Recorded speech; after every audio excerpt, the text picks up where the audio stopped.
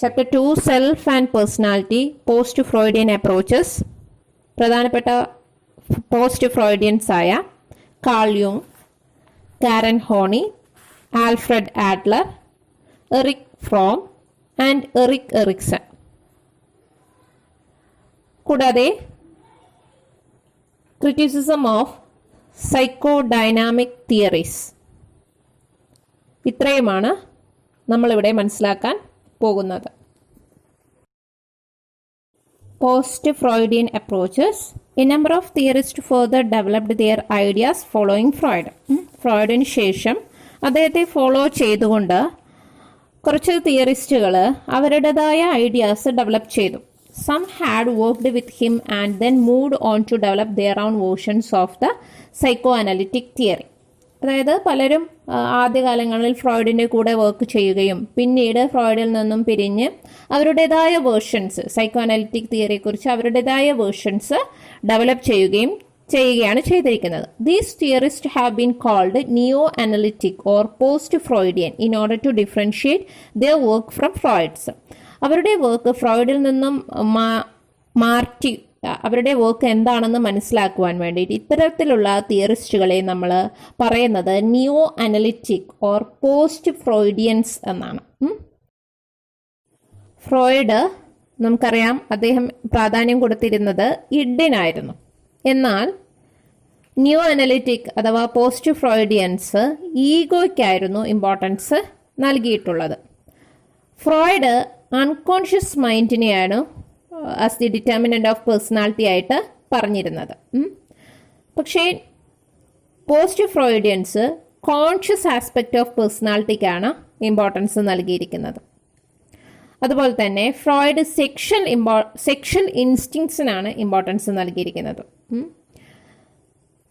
നിയോ analytic അഥവാ post Freudians social cultural ഇൻസ്റ്റിങ്സിനും അതുപോലെ തന്നെ ഹ്യൂമൻ ക്വാളിറ്റീസ് ആയ creativity, competence, problem solving abilities എന്നിവയ്ക്കൊക്കെയാണ് അദ്ദേഹം എംഫസൈസ് നൽകിയിരിക്കുന്നത്. കാൾ യുങ് അദ്ദേഹത്തിൻ്റെ കരിയറിൻ്റെ ആദ്യകാലങ്ങളിൽ ഫ്രോയിഡ് മൊത്തമായിരുന്നു വർക്ക് ചെയ്തുകൊണ്ടിരുന്നത്. പിന്നീട് അദ്ദേഹം ഫ്രോയിഡിൽ നിന്നും പിരിഞ്ഞ് മറ്റൊരു പേഴ്സണാലിറ്റി തിയറി ഡെവലപ്പ് ചെയ്യുകയാണ് ചെയ്തത്. അതാണ് analytical psychology. The basic assumption of his theory is that personality consists of competing forces and structures within the individual that must be balanced. ഈ തിയറിയുടെ ബേസിക് അസംഷൻ എന്നത് ഒരു വ്യക്തിയുടെ വ്യക്തിത്വം എന്നത് ആ വ്യക്തിയിൽ തന്നെയുള്ള കോമ്പീറ്റിംഗ് ഫോഴ്സസും സ്ട്രക്ചേഴ്സും അടങ്ങിയതാണ്. ഇത്തരത്തിലുള്ള കോമ്പീറ്റിംഗ് ഫോഴ്സസും സ്ട്രക്ചേഴ്സും ബാലൻസ് സ്റ്റേജിലേക്ക് തിരിച്ചു വരികയും ചെയ്യണം.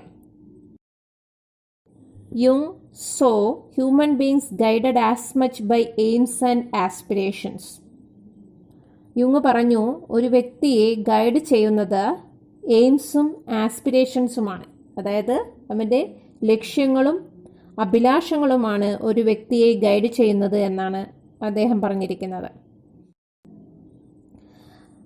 ഫ്രോയിഡ് ഒരു വ്യക്തിയുടെ പേഴ്സണൽ അൺകോൺഷ്യസിനായിരുന്നു ഫോക്കസ് നൽകിയിരുന്നത്. എന്നാൽ യുങ് ഇമ്പോർട്ടൻസ് കൊടുത്തിരിക്കുന്നത് കളക്റ്റീവ് അൺകോൺഷ്യസിനാണ്. ഇത്തരത്തിലുള്ള collective unconscious consisting of archetypes or primordial images.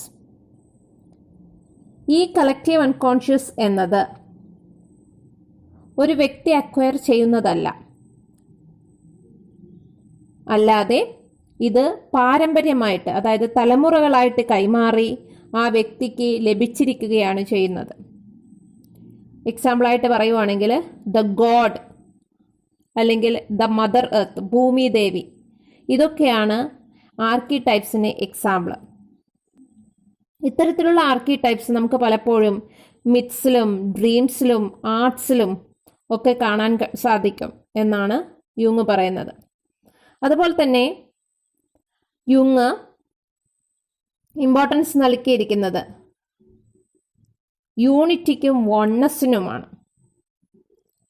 According to him, for achieving unity and wholeness, a person must perform, increasingly aware of the wisdom available in one's personal and collective unconscious, and must learn to live in harmony with it. യുങ് അഭിപ്രായപ്പെട്ടത് യൂണിറ്റിയും ഹോൾനെസ്സും, അതായത് ഐക്യവും സമ്പൂർണതയും ഒരു വ്യക്തിക്ക് നേടണമെങ്കിൽ ആ വ്യക്തി അവൻ്റെ personal അൺകോൺഷ്യസിലോ അല്ലെങ്കിൽ collective അൺകോൺഷ്യസിലോ അടങ്ങിയിരിക്കുന്ന വിസ്ഡം, അറിവിനെക്കുറിച്ച് അവൻ ബോധവാനാകുമ്പോൾ മാത്രമാണ്.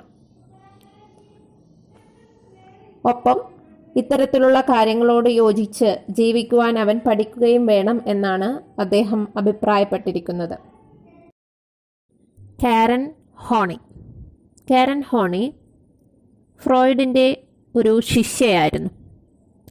ഫ്രോയിഡ് സ്ത്രീകളെ ഇൻഫീരിയർ ആയിട്ടാണ് കണ്ടിരുന്നത്. ഇതിനെതിരെയുള്ള വെല്ലുവിളിയായിരുന്നു ഹോണിയുടെ പ്രധാന സംഭാവന.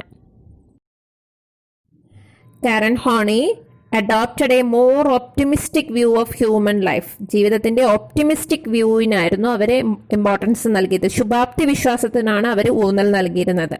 അതുപോലെ തന്നെ she emphasis on human growth and self actualisation. അവർ ഹ്യൂമൻ ഗ്രോത്തിനും സെൽഫ് ആക്ച്വലൈസേഷനും ആത്മസാക്ഷാത്കാരത്തിനും അവർ ഇമ്പോർട്ടൻസ് നൽകിയിരുന്നു.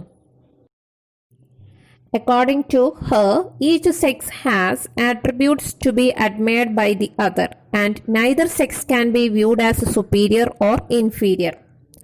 ഹോണിയുടെ അഭിപ്രായത്തിൽ പുരുഷനും സ്ത്രീയും പരസ്പരം അഭിനന്ദിക്കേണ്ട ഗുണങ്ങളുള്ളവരാണ് എന്നും ഏതെങ്കിലും ഒരു സെക്സ്, അതായത് പുരുഷനോ അല്ലെങ്കിൽ സ്ത്രീയോ സുപ്പീരിയറോ അല്ല ഇൻഫീരിയറോ അല്ല, ഒന്നൊന്നിന് സുപ്പീരിയറോ മറ്റൊന്ന് ഇൻഫീരിയറോ ആയി നിലനിൽക്കേണ്ട ഒന്നല്ല എന്നും രണ്ടും ഈക്വലാണ് എന്നുമാണ് ഹോണി വാദിച്ചിരുന്നത്.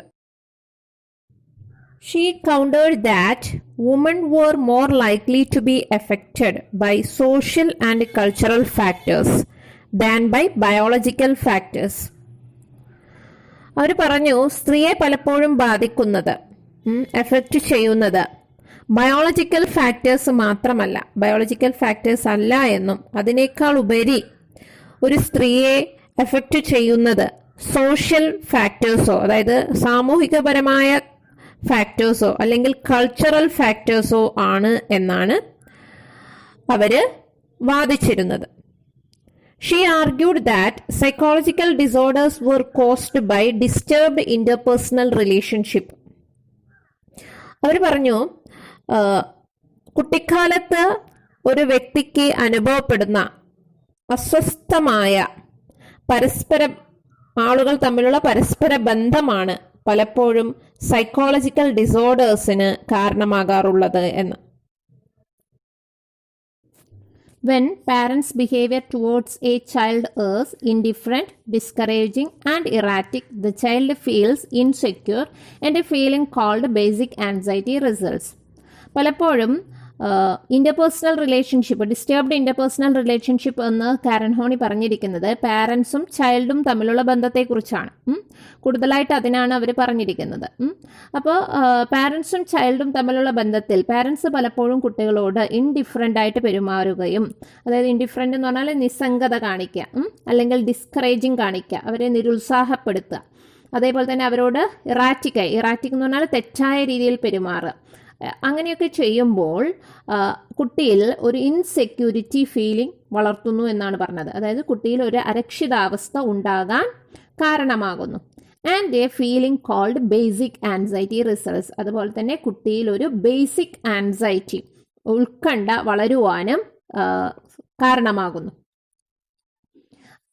അപ്പോൾ അത്തരത്തിൽ കുട്ടിയിൽ ബേസിക് ആൻസൈറ്റി ഉണ്ടാകുന്നതിൻ്റെ ഫലമായി കുട്ടി പലപ്പോഴും പാരൻസിനോട് deep resentment towards parents or basic hostility occur due to this anxiety. അതായത് ഒരു തരത്തിലുള്ള ശത്രുത, ഹോസ്റ്റിലിറ്റി കാണിക്കുന്നു. അതേപോലെ തന്നെ നീരസം കാണിക്കുന്നു. ആരോട്? പാരൻസിനോട് കുട്ടി കാണിക്കാൻ കാരണമാവുകയും ചെയ്യുന്നു.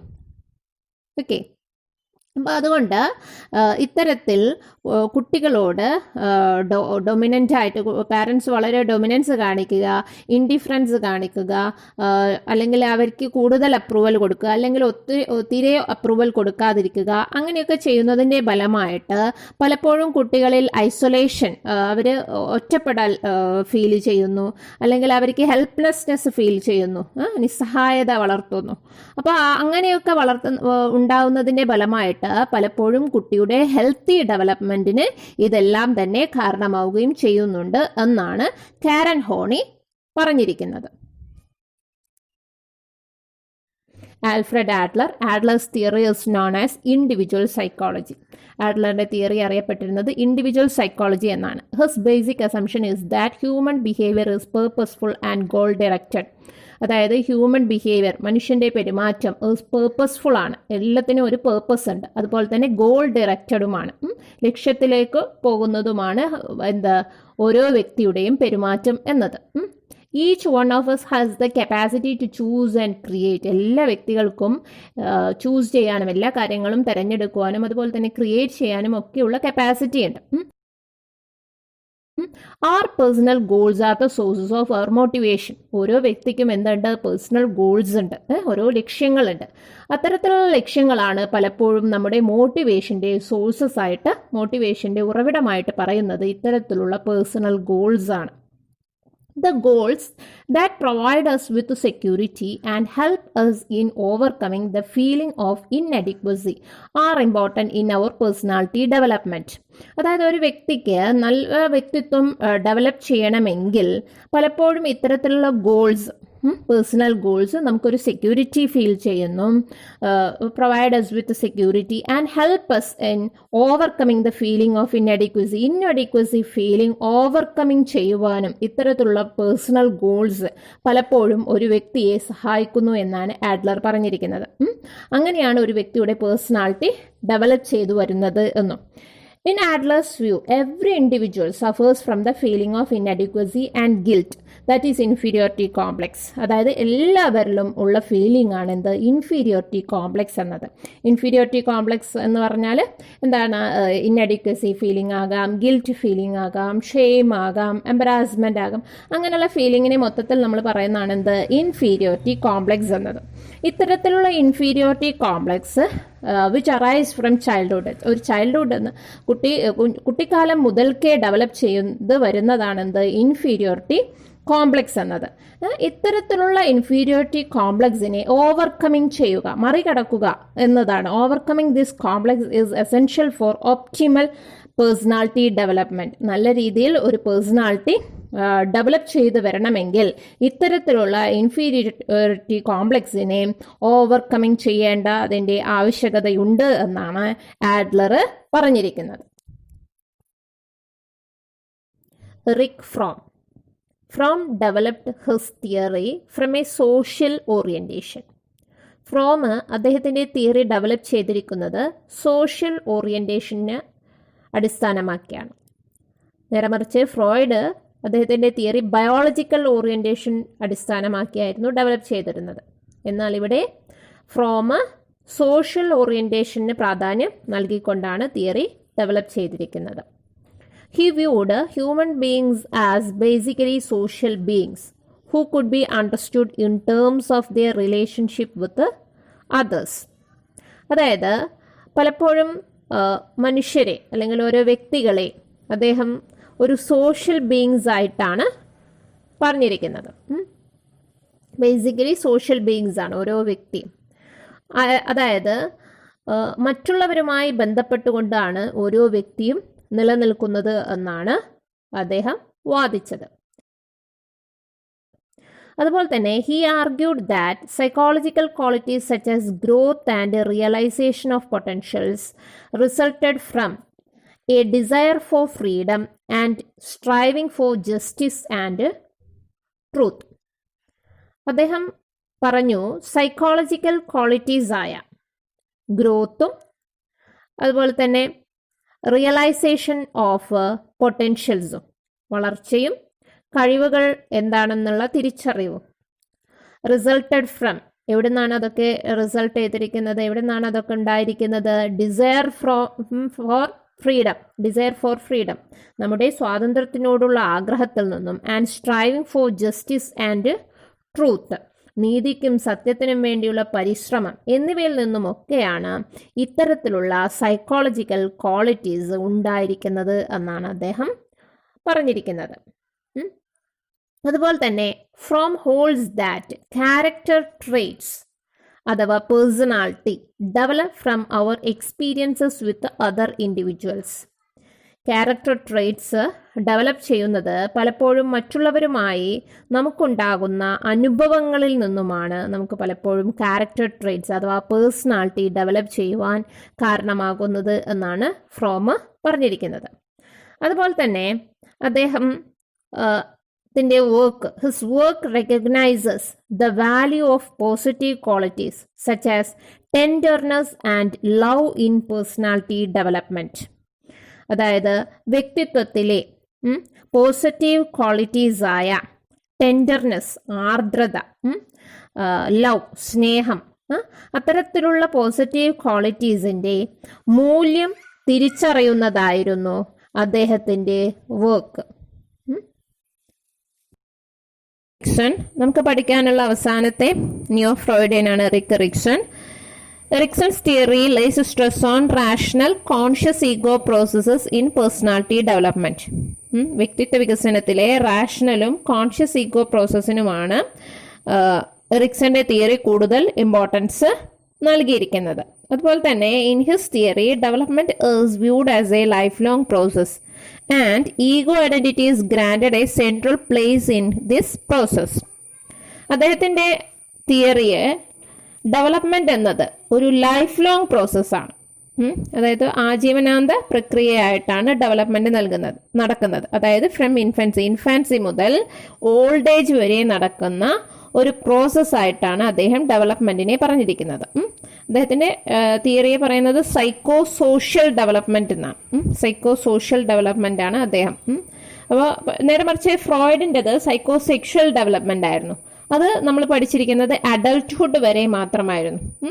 ഓൾഡ് ഏജ് വരെയൊന്നും ഫ്രോയിഡ് പറഞ്ഞിട്ടില്ല. അദ്ദേഹത്തിന്റെ ഡെവലപ്മെന്റ് നടക്കുന്നത് അഡൾട്ട്ഹുഡ് വരെ, ജെനിറ്റൽ സ്റ്റേജ് അഡൾട്ട്ഹുഡ് വരെ എന്നായിരുന്നു നമ്മൾ പഠിച്ചിരുന്നത്. പക്ഷേ ഇവിടെ എറിക്സന്റെ അഭിപ്രായത്തിൽ ഡെവലപ്മെന്റ് എന്നത് ഒരു ലൈഫ് ലോങ് പ്രോസസ്സാണ് എന്നാണ് പറഞ്ഞിരിക്കുന്നത്.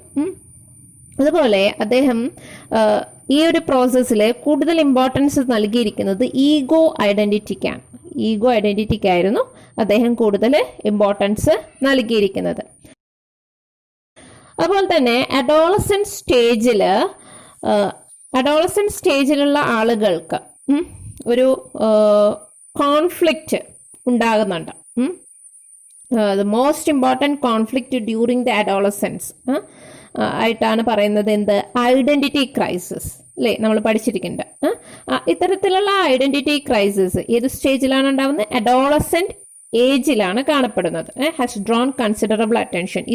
ഇതിനായിരുന്നു കൂടുതൽ അറ്റൻഷൻ കിട്ടിയിരിക്കുന്നത്. ഈ ഒരു കാര്യത്തെക്കുറിച്ച് വളരെയധികം ശ്രദ്ധ ആകർഷിച്ച ഒരു കാര്യമാണ് ഈ ഐഡന്റിറ്റി ക്രൈസിസ് എന്നുള്ള ആ ഒരു term.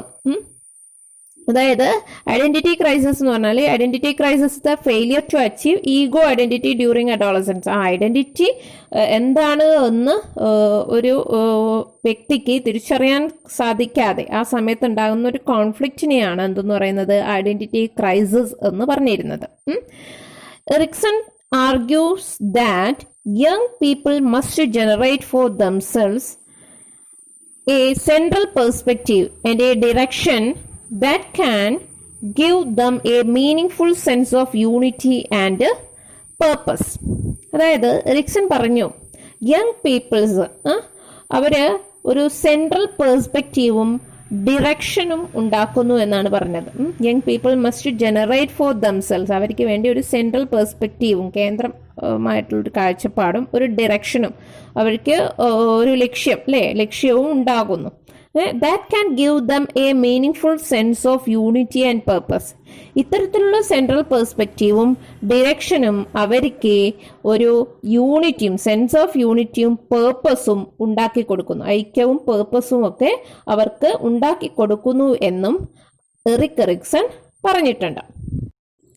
Criticism of psychodynamic theories.